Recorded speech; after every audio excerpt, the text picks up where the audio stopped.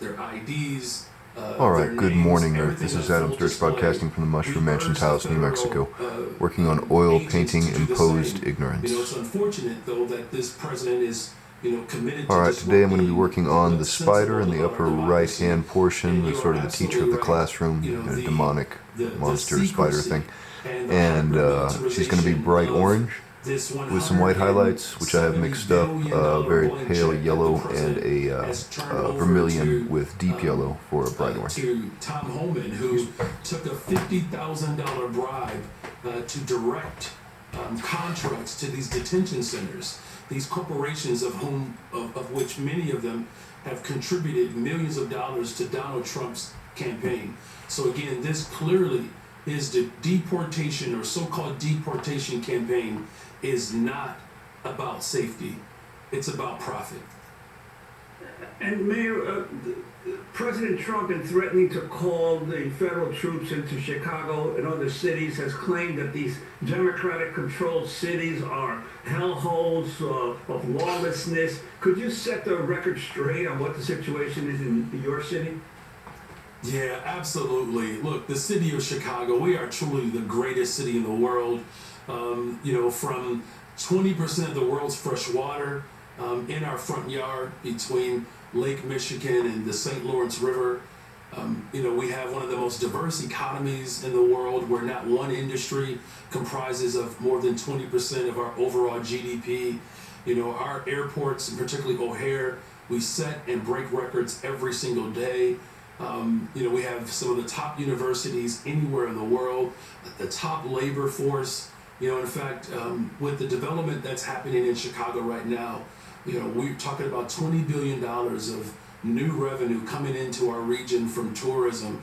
It's a place where, as I said, a black Haitian immigrant and a Potawatomi woman fell in love and established the trade post right at the bank of the river. And it's truly the love story of America. And not only have we demonstrated that we are the global capital of the world, with the investments that we are making, we're seeing unprecedented levels of violence reduction in our city. Homicides are down 30%, shootings and shooting victims are down 35%. There's more work to be done, but we are truly building the safest, most affordable big city in America. In fact, Condé Nast rated us the best big city in America 8 years in a row, 13 years consecutively as the #1 relocator for corporate headquarters. And so we have a great workforce, a great university system, a diverse economy, and of course, most of all, we have amazing people in our city. Chicago Mayor Brandon Johnson, we thank you very much for being with us, former teacher and organizer with the Chicago Teachers Union, speaking to us from one city, Chicago.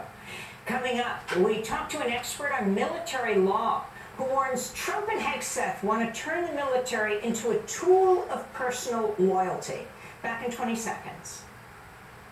Stand behind his drunken amp. Stand behind his light of love. Hear him yell his bloody tongue. Hear him yellow blood and wood. Do you believe in his sweet sensation? Do you believe in second chance? Do you believe in rapture, babe? Do You Believe in Rapture by Thurston Moore, performing at Smith College in 2005. This is Democracy Now!, democracynow.org, the War and Peace Report. I'm Amy Goodman with Juan Gonzalez. As we continue to look at Tuesday's unprecedented gathering of 800 U.S. generals and admirals who were flown into the United States from around the world and gathered at Marine Corps Base, Quantico, Virginia.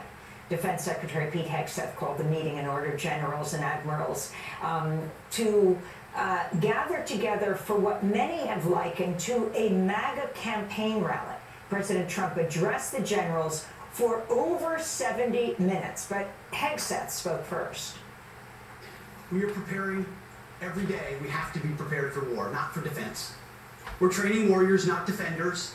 We fight wars to win, not to defend. Defense is something you do all the time. It's inherently reactionary and can lead to overuse, overreach, and mission creep. War is something you do sparingly, on our own terms, and with clear aims. We fight to win. Well, today is another Liberation Day. The liberation of America's warriors, in name, in deed, and in authorities. You kill people and break things for a living. You are not politically correct and don't necessarily belong always in polite society. President Trump claimed the United States facing an invasion from within. Only in recent decades did politicians somehow come to believe that our job is to police the far reaches of Kenya and Somalia, while America is under invasion from within. We're under invasion from within. No different than a foreign enemy, but more difficult in many ways because they don't wear uniforms. At least when they're wearing a uniform, you can take them out. These people don't have uniforms. But we are under invasion from within, and we're stopping it very quickly. After spending trillions of dollars defending the borders of foreign countries, with your help, we're defending the borders of our country from now on. We're joined now by Eugene Fidel, senior research scholar at Yale Law School, where he teaches military justice. He co-wrote a piece for The Hill headlined, "Trump and Hegseth Want to Turn the Military into a Tool of Personal Loyalty." He's an expert on military law, served as a judge advocate in the U.S. Coast Guard. Eugene Fidel, thanks for joining us. Explain what you mean as people describe this unprecedented gathering, where it is many of these generals and admirals were asking why they had to be flown in. This was live streamed. What was the point of this? Good morning. Well, the first thing is, I think you omitted what the generals and admirals actually said. There was probably an expletive that was inserted in their comments. But I think really the reason for this unusual event at Quantico, unusual and costly event at Quantico, is probably not that hard to figure out. It's the greatest of all photo ops. We're all used to photo ops, President Trump with police chiefs as the backdrop, GIs with the backdrop. We've seen them in prior administrations. If you remember the mission accomplished photo op that President George W. Bush offered us wrongly. So I think the photo op stands out as an important factor. Second, it's a way of maybe subliminally, but not so subliminally, exacting loyalty, special loyalty from the most senior officers and enlisted personnel in the U.S. Armed Forces. I think every American, by the way, should watch the video. It's extremely instructive, and even though it's time-consuming and it will annoy many viewers, I think it's a critically important document that people should be exposed to. And Mr. Fidel, I wanted to ask you in terms of some of the stuff that Hegseth said, for instance, you kill people and break things for a living. We're training warriors, not defenders. What are they trying to impart to these generals? I think what the broadcast here is a rejection of so many of the progressive innovations that the U.S. Armed Forces have experienced since World War II. That's what we're talking about. It wasn't until the Truman administration, for example, that there was racial desegregation in the U.S. Armed Forces. The introduction or reintroduction of women in the armed forces was a major issue. The dirty word in this environment is woke, being woke, or DEI projects. All of these serve a useful purpose in terms of integrating American society, and the U.S. Armed Forces is supposed to be a replica of American society, not simply white male American society. There were so many things that were off in this event. I'll just tick off a few if you don't mind. Personally, I found the sectarian religious references highly offensive and inappropriate. That has no place in a non-religious event, basically a command performance. I thought the notion that we're going to get tough with people, as if that's something new. The U.S. Armed Forces have always been tough, but the difference is that until now, there's been no question about our armed forces compliance, strong efforts to comply with the rules of armed conflict. What you hear here is a replica of things that happened with President Trump's first administration, where he was pardoning people that were charged with or had been convicted of highly illegal conduct in war zones. And what this is a kind of green light that we're going to throw the rule book out. And you have to connect some dots here. Remember, one of the first things this administration did was fire a couple of the judge advocates general, the senior lawyers, senior uniformed lawyers of the armed forces. That's a terrible signal. And as if they were like softies. They weren't softies. They were tough people who rose by dint of their natural gifts, their training, their loyalty, their patriotism to the highest levels. So you have to view this holistically with other things that have happened. I think that one scary point that Mr. Hegseth made was that they were going to make sure that anyone who made a complaint in the armed forces that was later shown not to be substantiated would themselves be subject to prosecution. Well, can you think of a better way to chill the filing of complaints?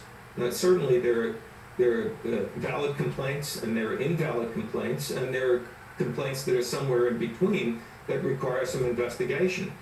But what they've done here is send a clear signal that if you make a complaint, you are going to personally be in the crosshairs if it turns out that we don't agree with your complaint. That's a preposterous position. So what do you see as the likelihood, following from that the officer class would refuse to deploy troops against U.S. citizens, Eugene Fidel? Well, my feeling is that the people who are going to be on the receiving end of these orders, I'm talking about the senior officers, they should be talking to their lawyers, and not necessarily their staff judge advocate, their uniformed lawyers assigned to advise them, because they may need more independent and confidential advice as to what to do. Remember, the staff judge advocate is not the commander's lawyer. The staff judge advocate works for the government. And those conversations may prove not to be confidential. And what these senior officers need most of all is some good private legal advice to help them ensure that they can distinguish between orders that are lawful and orders that are not lawful. Orders that are lawful, of course, have to be complied with. But some of these issues, some of these orders about the internal war, for example, or going to war in Chicago as a training mission, raise questions as to whether they're lawful or not under, for example, the Posse Comitatus Act, the 19th century legislation that's been on the books and has made sure that the Army, the military, is not involved in garden variety law enforcement until now. Some of those issues are going to be touchy legal issues that lawyers are going to have to get smart on, hit the books, and be prepared to give advice. Maybe the senior officers are going to be able to get that advice. I'm going to zoom in on the spider a little bit. And we already know that based on what Mr. Hegseth and the president have said. And maybe they'll be able to get it within the service. Branch out if I were a general some or of the rest of the painting as well, but I think the I'd spider's going pick to eat the up this phone and session. call my lawyer, preferably somebody who was knowledgeable in the field. Yeah, I wanted to ask you as well. The U.S. military, probably of any institution in American society, has made the most strides, especially during the volunteer army period, in terms of racial diversity and ethnic diversity. 35 to 40% of the U.S. military are African American and Latino. How do you sense that this whole anti-woke theory of Hegseth and the president, what kind of impact will this have on U.S. military morale? I think it's going to have a very bad impact. We've learned correctly over the last several generations that unit cohesion is so critical. And in our country, cohesion is not everybody looks alike, talks alike, and so forth. It's a cohesion based on diversity and the celebration of diversity in our country. Remember what the great poem, the New Colossus, give me your tired, your poor, your huddled masses yearning to be free. People accepted that offer. My family, everybody's family can account for that, except Native Americans, and we'll get to the Native American community in a minute. But we've just made tremendous strides, as you point out, and I see this going back in time to an all-white, all-male military establishment, and I think that would be so unfortunate. Even when I was on active duty, even though it was well after the Truman administration, there were still holdovers. The people who worked in the galley on Coast Guard cutters were often African American, black sailors. There were stewards who were often Filipino Americans, and that's not that long ago. So, even since then, we've made tremendous strides. And if you look at some of the people who have been sidelined by this administration, some of these fantastic women officers, fantastic officers of color, there's a lesson there. There's a lesson that Americans have to take away. This is an administration that wants to turn back the hands of the social clock, whether it's Teddy Roosevelt charging up San Juan Hill, or whether pick your historic illustration, but it's not today's America. It's not today's armed forces. So fasten your safety belts. This is going to be a wild ride. Now I want to say a word. I mentioned the Native American situation. There was one point that President Trump made in his remarks at Quantico that I think has been neglected. One of the things he's celebrating in American history is the war that we waged against Native American tribes, as if that was something to celebrate. I happen to live in a town in Stockbridge, Massachusetts, that was an Indian town. It was the Stockbridge-Munsee Nation, which is now no longer in this area. But, we have to be aware of the fact that our history in dealing with Native Americans is a very, very grim and bloody affair. And for him to celebrate the Indian Wars, to use the old term, is really shocking in this day and age.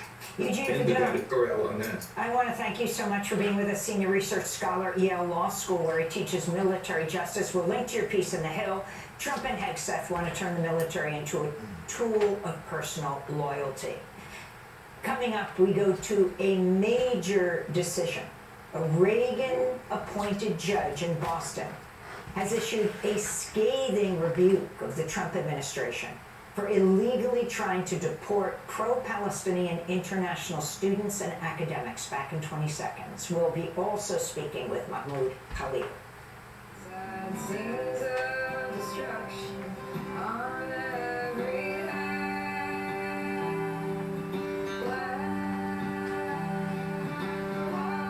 Black waters rise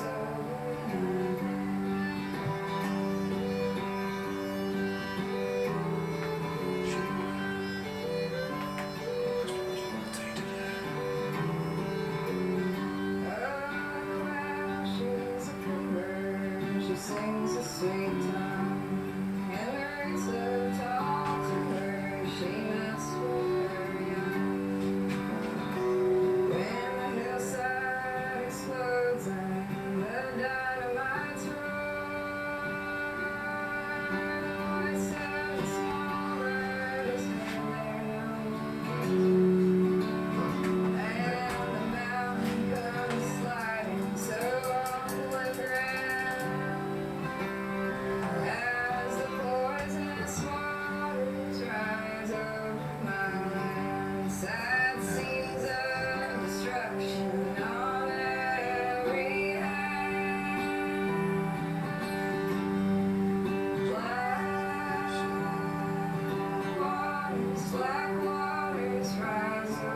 Backwaters performer Nora Brown, Stephanie Coleman in our Democracy Now! Studio. This is Democracy Now!, democracynow.org. I'm Amy Goodman with Juan Gonzalez. A Reagan-appointed judge in Boston has issued a scathing rebuke of the Trump administration for illegally trying to deport pro-Palestinian international students and academics. The lawsuit was filed by the Knight First Amendment Institute at Columbia University on behalf of the AAUP, that's the American Association of University Professors, in March. In his 161-page decision, U.S. District Judge William Young wrote, quote, "This case, perhaps the most important ever to fall within the jurisdiction of this district court, squarely presents the issue of whether non-citizens lawfully present here in the United States actually have the same free speech rights as the rest of us. The court answers this constitutional question unequivocally. Yes, they do." Young went on to write, "The First Amendment does not draw President Trump's invidious distinction and is not to be found in our history or jurisprudence. No one's freedom of speech is unlimited, of course, but these limits are the same for both citizens and non-citizens alike." Judge Young also wrote, quote, "This court finds by clear and convincing evidence that the Secretary of Homeland Security, Kristi Noem, and the Secretary of State, Marco Rubio, together with the subordinate officials and agents of each of them, deliberately and with purposeful aforethought, did so concert their actions and those of their two departments intentionally to chill the rights to freedom of speech and peacefully to assemble of the non-citizen plaintiff members," unquote. Judge Young's published ruling begins in an unusual fashion. At the top of his opinion, he included a scanned image of an anonymous threat that had been sent to his chambers in June that ominously asked, quote, "Trump has pardons and tanks. What do you have?" unquote. Below the postcard, Judge Young wrote this message: "Dear Mr. or Ms. Anonymous, alone I have nothing but my sense of duty. Together we, the people of the United States, you and me, have our magnificent Constitution. Here's how that works out in a specific case," unquote. And he went on to lay out his decision. We're joined now by three guests. The lawsuit was filed after federal agents detained Columbia University student protest leader Mahmoud Khalil in March after he took part in Palestine solidarity protests at his university, Columbia. He was held for over 100 days in an ICE jail in Louisiana. During that time, his wife, Dr. Noor Abdullah, gave birth to their first child, Dean. Mahmoud was released June 20th, but the Trump administration is still trying to deport him. He's joining us from Brooklyn. In Philadelphia, we're joined by Todd Wolfson, president of the AAUP, that's the American Association of University Professors. And in studio with us in New York, Alex Abdo is with us, litigation director of the Knight First Amendment Institute at Columbia University. We welcome all of you back to Democracy Now! Alex, let's begin with you. I mean, the significance of this scathing decision. The judge basically said it's the most important of his career. It's a historic decision, and it reaffirms what should have been obvious, which is that if free speech means anything in this country, it means mass government agents can't pick you up off the street and throw you into jail because of what you've said. In ordinary times, you would expect the Department of Justice to react to a ruling like this by saying, of course, we are not intentionally targeting people for their political views, but instead the administration has doubled down on the legal theory it has behind the case, which is why it's so important that you have a federal judge, a judge who's been on the bench for decades, speaking so clearly and cogently about the stakes of this case and the other efforts by this administration to crack down on dissent and political speech it doesn't like. Alex, at the same time, though, the judge deferred a decision about what remedy to impose and said he's going to schedule a hearing promptly. What does that mean, and how do you see the case developing from here? Well, he divided the case into two sections. The first, which is the one we just finished, focused on the question of, is the administration, in fact, targeting pro-Palestinian protesters on the basis of their speech? And if so, does that violate the First Amendment? And he answered both of those questions unequivocally. Yes, the government has, in fact, been targeting protesters on the basis of their speech, and that violates the First Amendment. And now the question is going to be, what remedy he'll issue. And we're going to have presumably briefing about that question, and we'll ask Judge Young to take a series of measures designed to prevent what has been going on in the cases of these individual protesters. So I want to talk to one of these protesters, Mahmoud Khalil. But first tell us, what does it mean that an immigration judge has just ruled Mahmoud can be deported to Syria or Algeria, but now this decision has come down? Well, I think this decision will provide ammunition to the legal teams in his case and in the cases of the other protesters who have been trying to convince immigration judges that the reason they were targeted was for their speech. And the administration, the federal administration, has held out the possibility that they have some kind of secret evidence demonstrating that what was going on here was more than just the targeting of speech.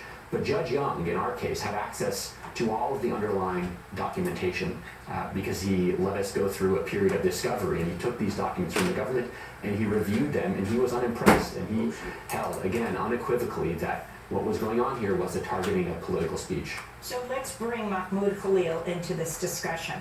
Mahmoud is a graduate and a green card holder, but a graduate of Columbia University, arrested and detained March 8th, International Women's Day, as he and his wife were coming into their university housing, held for more than 100 days in Louisiana.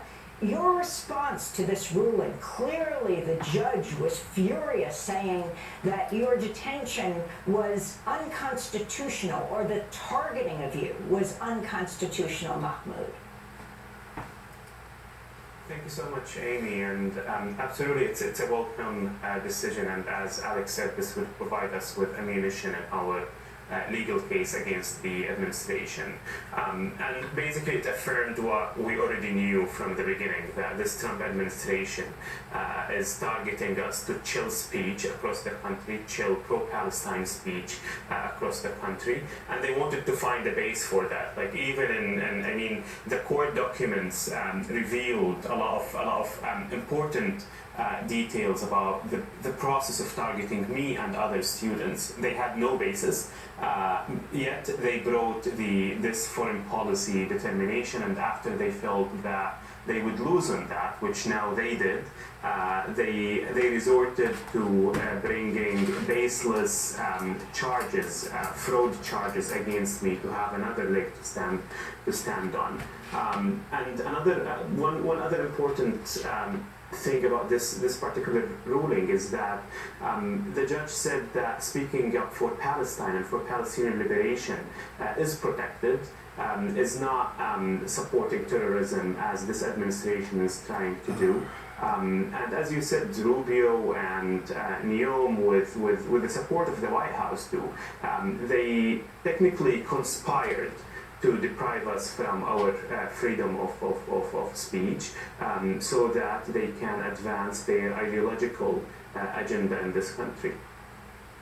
But Mahmoud, earlier this month, a judge in Louisiana ruled that you are deportable.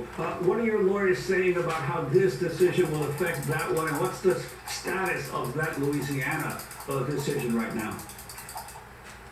Yeah, the immigration courts are kangaroo courts. They answer to the Attorney General, to the executive branch. They are basically conspired to Crap, deport I me. let my time run up. My watch's battery died and I'm completely lost without it. I'll get a new battery later this week, or this weekend, when I go to the store. But for now, I guess I'll zoom in on what I did. I don't think I missed much, but fixed his face. Well, you know, this is the first layer of spider in this, so I'm going to detail him more, her more. Against me in particular.